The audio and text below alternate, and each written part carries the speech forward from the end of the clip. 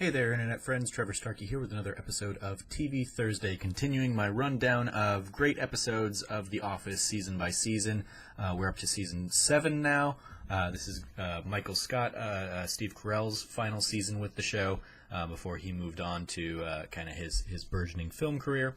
And so a lot for like the first time, pretty much all of my episodes kind of don't center around Jim and Pam, because they definitely, I think, got the backseat to Michael and Holly in this season. So up first we have Andy's play, the actual like non-Michael choice of this top 5. The theater nerd in me loves this episode. It centers around Andy having been cast in a local production of Sweeney Todd. You have like the opening number where the whole cast comes in and sings for The Office and kind of runs amok in there. You have the incredibly cringe-worthy moment of Andy's phone going off while he's on stage, and right there, and the guy playing Sweeney's freaking out and losing his shit over it.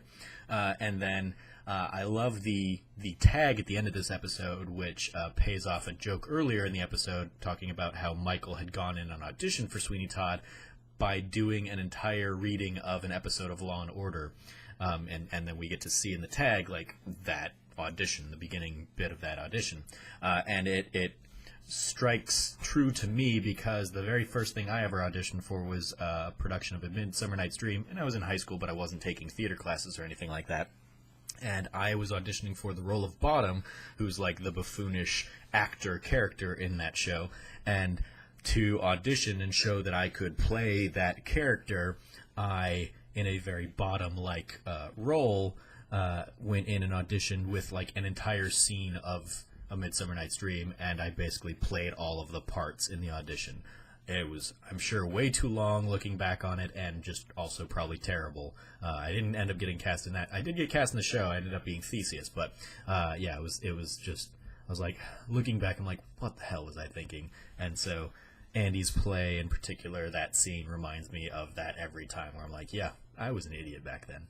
Awesome. Way to go, Trevor. Episode number 2 that I want to highlight is The Search. As I mentioned earlier, season 7 kind of brought back Amy Ryan's Holly Flax, so it was only a matter of time before she and Michael were going to get back together.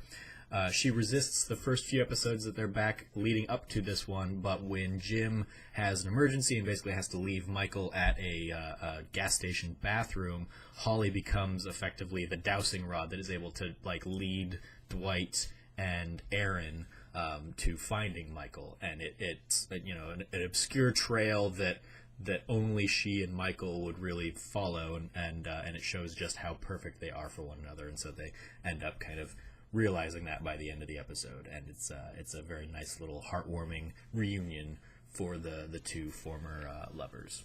Episode 3 that I'm highlighting is Threat Level Midnight, which is a payoff to a hilarious second season subplot around Michael Scott's secret screenplay from, I think, the episode The Client. Threat Level Midnight winds up being a great opportunity to bring back people from the past because, as I said, we all knew that this was going to be Steve Carell's final season, so they kind of use it to kind of give people like one last little moment with Michael. And here we get Threat Level Midnight is presented as the culmination of multiple years worth of work. So it makes sense that you have people like Roy and Karen popping in for a little cameo here, because the idea is that this movie's been being filmed in the off hours for the last 4 or 5 years or something like that. So you got, like I said, you got Karen, you got Roy coming back, you got Packer in here, you got Jan in for a little cameo, and the whole episode is just a great little highlight of Michael Scott's self-delusion. Number 4, Garage Sale. It is the culmination of the Michael and Holly storyline. Michael proposes in a very beautiful scene, which then immediately turns hilarious because all of the candles that are around, the overabundance of candles just sets off the fire sprinklers, and then that further turns into heartbreak as Michael very abruptly announces that he and Holly are going to be moving to Colorado, so he's going to be leaving everybody behind to go help look after Holly's ailing father. The climax of Michael Scott's story, essentially. And then lastly, we have the denouement of Michael's story in Goodbye, Michael, where it's his farewell episode, save a little return cameo in the final season. He tries to avoid drama by basically hiding the fact that he's going to leave a day early, but he still wants to get like his little secret stealthy goodbyes in with everybody. Jim appropriately realizes what he's doing, but he plays along for it. And Pam, who ends up kind of playing hooky in this episode, almost misses her chance to say goodbye to Michael, but there's a great moment where Michael takes off his microphone for the last time as he's at the airport saying goodbye to the documentary crew, and he's heading off, and then you see Pam like running through airport security with her shoes off or whatever, and she gets her final hug in there. It's a very, very nice little touching send-off for the character. So those are my 5 favorite episodes from Season 7. Let me know what yours are in the comments below. As always, I've been your host, Trevor Starkey from TrevorTrove.com. You can follow me at SnarkyStarkey on Twitter. And until next time, from here at the Trove, treasure your friends.